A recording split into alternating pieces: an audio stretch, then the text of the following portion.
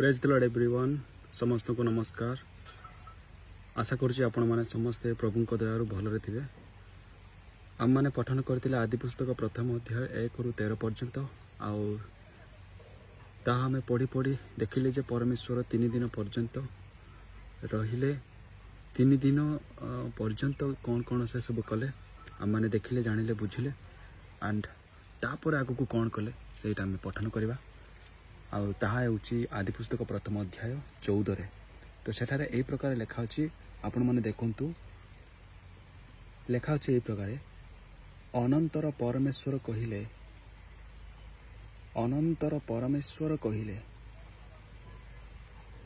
रात्रिरु दिवस को पृथक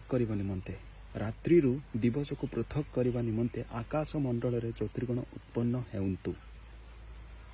पुणी से सब चिन्ह व ऋतु व दिवस आउ वर्षर कारण हेउंतु।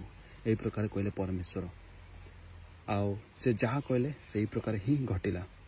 पुणी आगु को कौन घटिला ता हमें नेक्स्ट वीडियो रे देखिबा पढ़िबा। आउ आमे वर्तमान एही वाक्यर आम मैंने बुझा को पाइलु जे परमेश्वर ही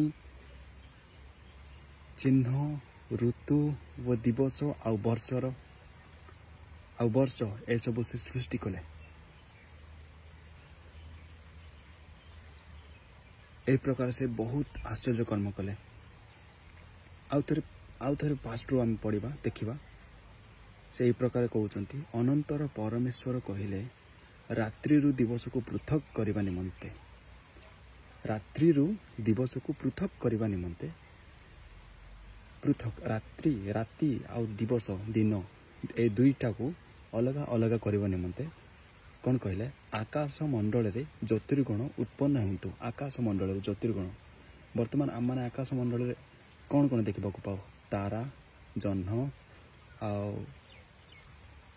ए सब पुणी हाँ विभिन्न प्रकार ज्योतिर्गण आम देखा पाओ ताहा सब परमेश्वर सृष्टि कले।